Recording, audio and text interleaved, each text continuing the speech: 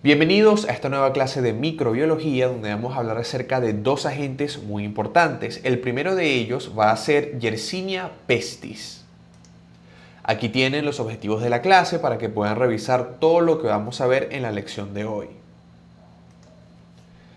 Como ya les había comentado, hablaremos acerca de Yersinia pestis, que pertenece a la familia Yersiniaceae, anteriormente conocida como Enterobacteriaceae.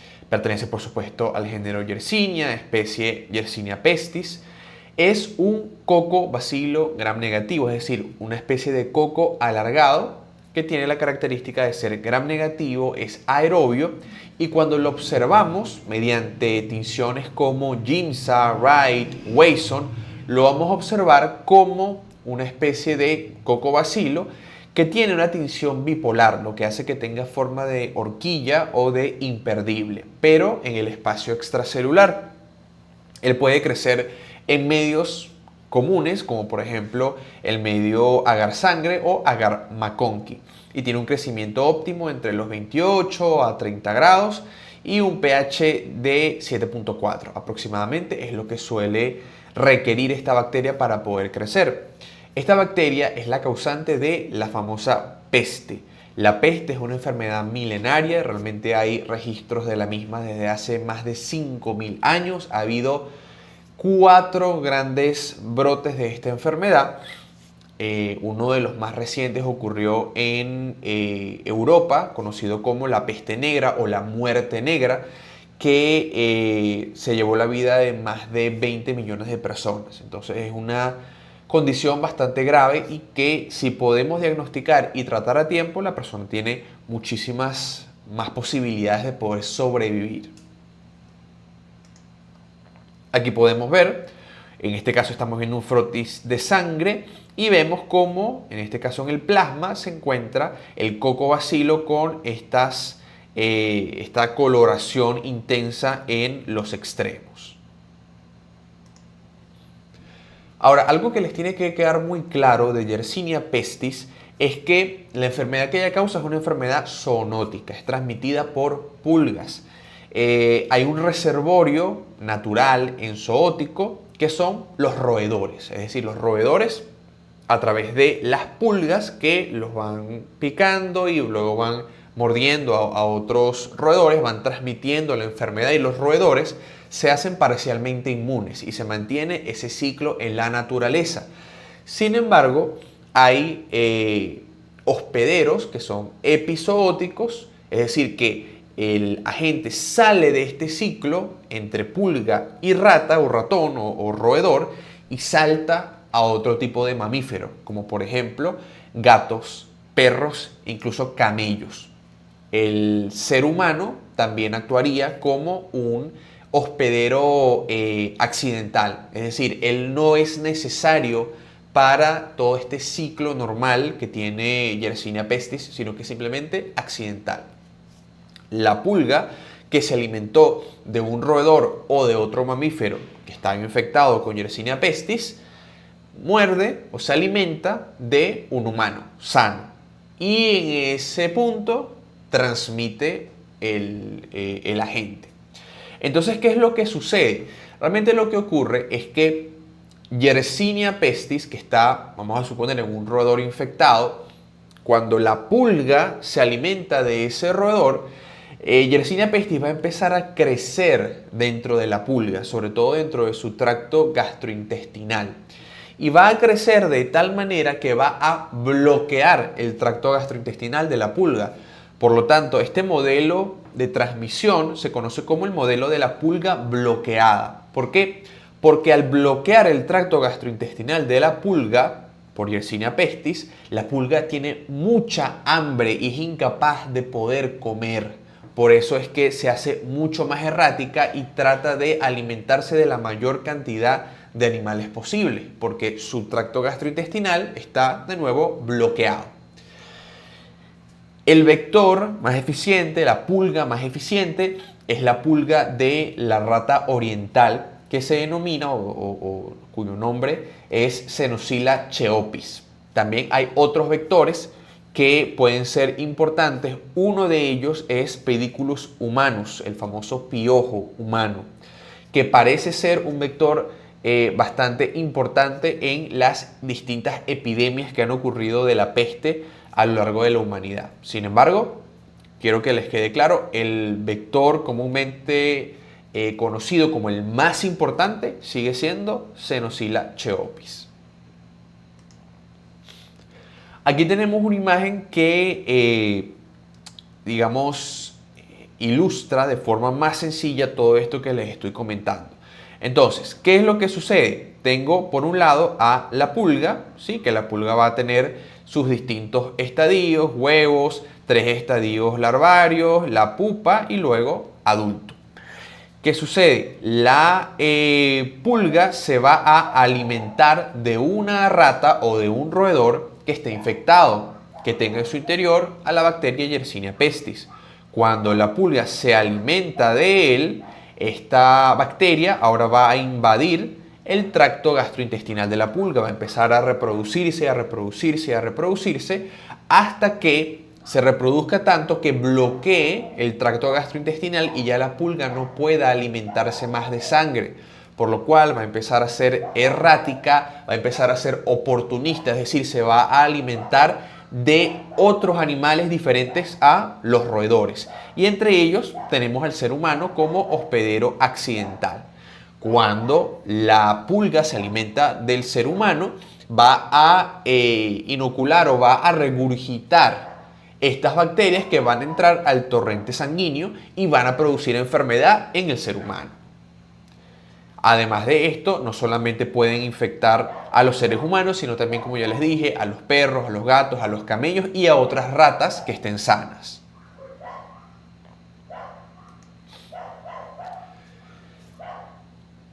Si bien el mecanismo de infección más frecuente y el más importante es la mordedura de una pulga infectada, hay otros mecanismos que pueden ocurrir. Uno puede adquirir la peste o la infección por Yersinia pestis a partir de la mordedura o rasguños de animales domésticos infectados, sobre todo los gatos.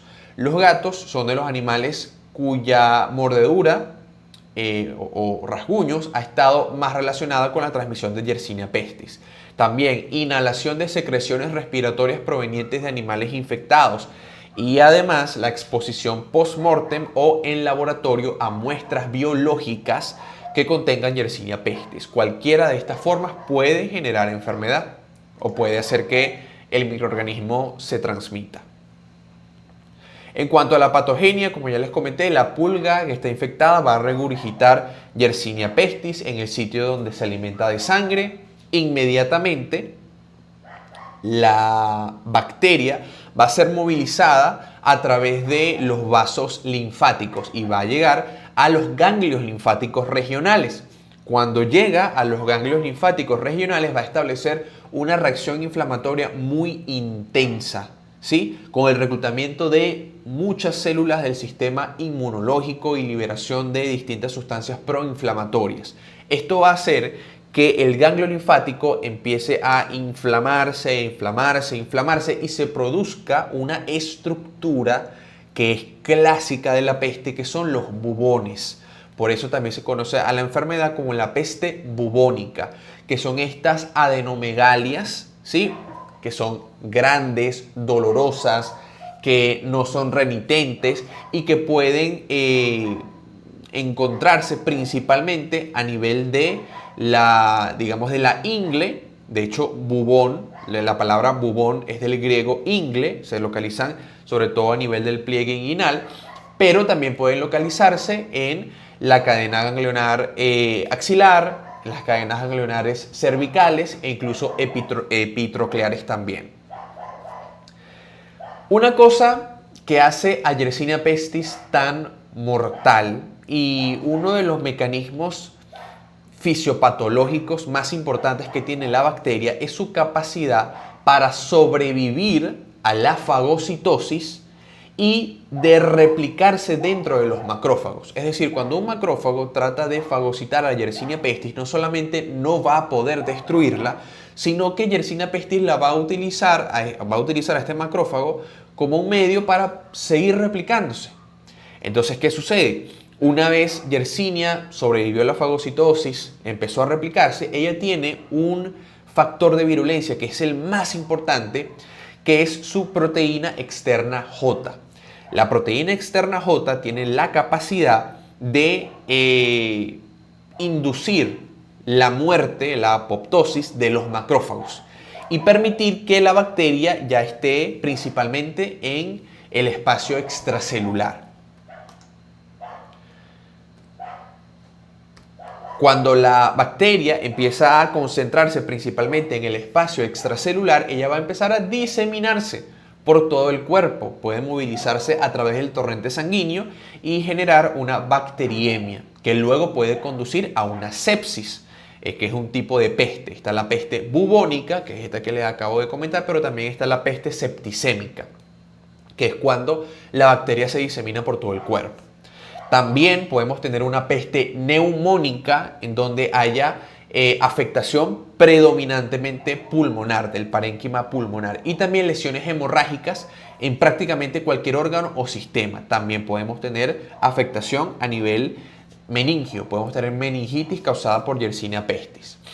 Si la infección no es tratada o no se llega al diagnóstico y no es tratada con los fármacos adecuados, se va a desencadenar una endotoxemia, una bacteriemia, una septicemia bastante grave que puede generar una respuesta inflamatoria multisistémica que puede comprometer la vida del paciente, ya que se va a generar coagulación intravascular diseminada, sangrado abundante y shock. Además de todo esto, una de las características que son comunes en los pacientes con la peste es que aparecen lesiones purpúricas, lesiones que pueden empezar como eritematosas, pero luego se hacen francamente purpúricas de un color púrpura oscuro, y que si el paciente sobrevive, esas lesiones se van a empezar a desprender de la piel. Además, es común observar en los pacientes con peste bubónica o con la peste en general, gangrena que puede afectar la parte distal de los dedos, tanto de las manos como de los pies, las orejas y la nariz.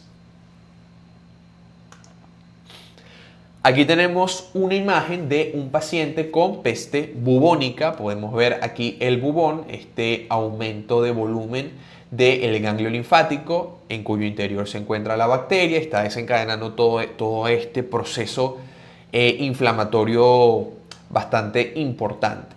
Como les dije, podemos encontrarlo a nivel axilar, pero también a nivel inguinal, también a nivel cervical y epitroclear también lo podemos conseguir. Ahora, ¿qué otra cosa podemos observar en los pacientes aparte de los bubones? Bueno, los pacientes van a experimentar fiebre, malestar general y las adenomegalias, los bubones. Eso cuando estamos hablando de una peste bubónica, ¿sí? Que es en la mayoría de casos lo que va a suceder, porque luego se puede complicar con las otras formas que les acabo de comentar, la peste neumónica o la peste septicémica o incluso una meningitis por Yersinia pestis. ¿Cómo podemos hacer el diagnóstico de esta condición o de esta enfermedad? Bueno, primero la parte clínica epidemiológica. Si el paciente ha tenido recientemente fiebre, adenomegalias dolorosas, ha tenido algún viaje reciente a una zona que sea endémica para la peste, como lo son algunos países de Asia y de África y algunos incluso de América, eso es un check que me debe hacer pensar de que puede ser la peste, que puede ser infección por Yersinia pestis. Y también algo muy importante es el contacto con animales que pueden ser roedores que ya hayan muerto, pueden ser roedores incluso domésticos, roedores, gatos, perros, incluso camellos. Si el paciente ha tenido contacto con este tipo de animales, tenemos que tener la sospecha de que puede ser Yersinia pestis en los 10 días previos, porque el periodo de incubación es aproximadamente 2 semanas aproximadamente. El diagnóstico definitivo lo vamos a hacer a través de la observación de los cocobacilos gram negativos en muestras biológicas del paciente. ¿Qué muestras biológicas podemos tomar? Bueno, eso depende. Si el paciente tiene un bubón, podemos hacer una punción y extraer secreción de ese bubón directamente. Eso lo podemos colocar en una lámina y podemos realizar el examen directo y luego podemos tomar más para hacer un cultivo. Pero también podemos realizar una prueba de esputo por si tenemos un caso de peste neumónica, líquido cefalorraquídeo por si estamos pensando en meningitis, sangre periférica por si estamos pensando en que el paciente tiene bacteriemia o septicemia, y el pus que obtenemos de la secreción que está en el interior de los bubones. Las tinciones utilizadas ya se las he comentado. En la tinción de Gram, una bacteria Gram negativa, y en la tinción de Giemsa, Wright o Wasson vamos a observar ese cocobacilo con sus condensaciones periféricas. El cultivo es relativamente sencillo, agar sangre o agar McConkey. Sin embargo, tenemos que tener mucho cuidado si estamos pensando en la peste. Tenemos que avisar a todo el personal que va a realizar este proceso de cultivo, porque puede haber, transmisión del agente desde las muestras que se van a utilizar para cultivar hacia el personal de laboratorio. Así que hay que avisar de que se sospecha que puede ser infección por Yersinia pestis. Podemos realizar además pruebas serológicas como anticuerpos, específicamente anticuerpos antígeno F1, y pruebas moleculares como el PCR. Sin embargo, muchas de estas pruebas, tanto serológicas como moleculares, no están disponibles de forma amplia, por lo cual se sigue utilizando las pruebas anteriormente mencionadas, la toma de muestras, la observación directa y el cultivo. En cuanto a la prevención, una de las medidas más importantes sería evitar visitar zonas endémicas para infección por Yersinia pestis, al igual que evitar el contacto con animales muertos o animales enfermos. Además, utilizar indumentaria que proteja contra pulgas y repelentes, sobre todo si vamos a un sitio en donde se sabe existen roedores, tanto salvajes como domésticos, y prevención secundaria con antibióticos a personas que han sido expuestas. Si tenemos un paciente que dice que ha estado expuesto a, vamos a suponer, durmió en una zona rural donde hay muchos ratones, muchas ratas, ¿sí? Y además el paciente refiere que ha sentido pues, las mordeduras de distintos artrópodos, se puede impartir o se puede administrar tratamiento profiláctico en estos casos. Ahora pasamos a Brucella abortus. ¿Qué sucede? Brucella abortus también es un bacilo gram negativo, no es móvil y tiene la particularidad de que es un patógeno que es intracelular facultativo. Puede encontrarse dentro del citoplasma de nuestras células o también puede encontrarse fuera. Es aeróbico y algunas especies necesitan CO2 para realizar su cultivo. Realmente aquí vamos a hablar únicamente acerca de Brucella abortus. Sin embargo, hay otros tipos, otras especies de Brucella que no vamos a nombrar aquí, pero que también causan enfermedad. De hecho, la brucelosis es la zoonosis más frecuente en todo el mundo. Aparte de Brucella abortus, que es el que vamos a tocar primordialmente, también tenemos, por ejemplo, Brucella suis, que se encuentra principalmente en cerdos. También tenemos Brucella melitensis, que se encuentra principalmente en ovejas y en cabras, ¿sí? Y Brucella canis, que se encuentra, como su nombre indica, en perros. Pero aquí nos vamos a centrar principalmente en Brucella abortus, que suele encontrarse principalmente en ganado vacuno, en ovinos. El mecanismo de transmisión lo podemos ver en pantalla. Principalmente va a ser el consumo de cualquier producto derivado de, en este caso, vacas, que no haya sido pasteurizado. Hablo de productos lácteos, es decir, todo lo que es leche, queso, sobre todo algunos tipos de queso que no son pasteurizados, el queso fresco, ¿sí? Yogur, en algunos casos, aunque el riesgo es menor con el yogur, helados también. Todo esto, si no es pasteurizado, puede ser una vía para poder obtener Brucella abortus.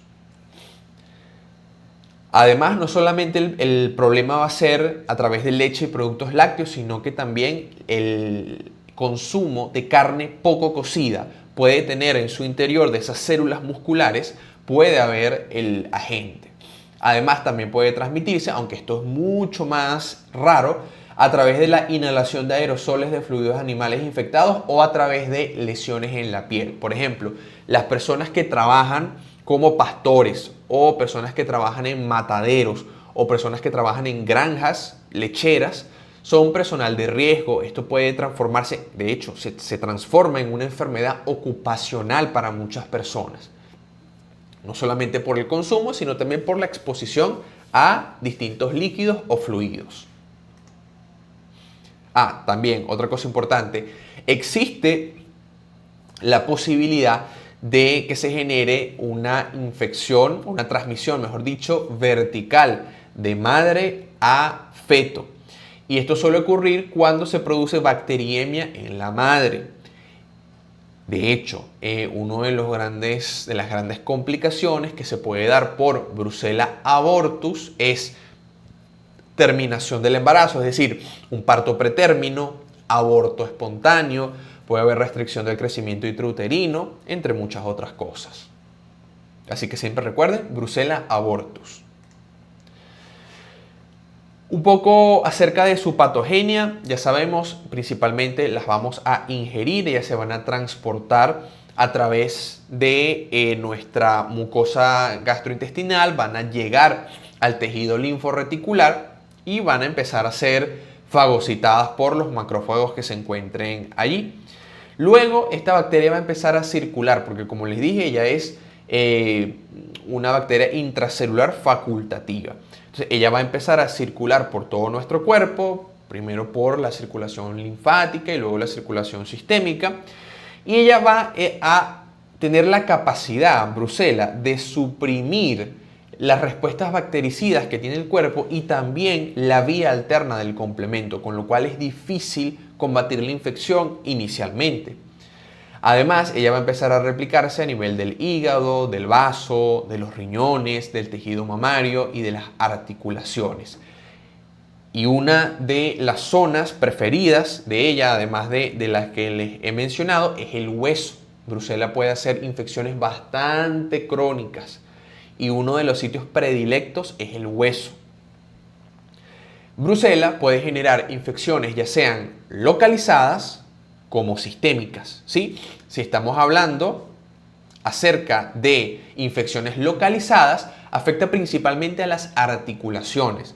Se pueden generar poliartritis, por ejemplo, o sacroilitis, es decir, infecciones del sacro y el ilio. Principalmente también podemos tener una complicación grave que es la espondilitis. Todo eso desde el punto de vista osteoarticular. El otro aparato o sistema que se ve afectado en gran medida es el genitourinario. En el caso de los hombres podemos tener orquitis, podemos tener prostatitis. En el caso del aparato reproductor femenino podemos tener abscesos tuboováricos. Entonces es una bacteria que puede generar enfermedad en prácticamente todo el cuerpo. A nivel del ojo también se pueden generar uveitis. A nivel del sistema nervioso podemos tener meningitis. Entonces es una infección complicada, bastante complicada. Sin embargo, inicialmente, una vez adquirimos la bacteria, la enfermedad típicamente empieza con un cuadro bastante inespecífico de fiebre, malestar general y sudoraciones nocturnas. Esta sudoración nocturna tiene algo particular y es que desprende un olor característico, un olor a moho, ¿sí? Un olor como si fuese a hongo.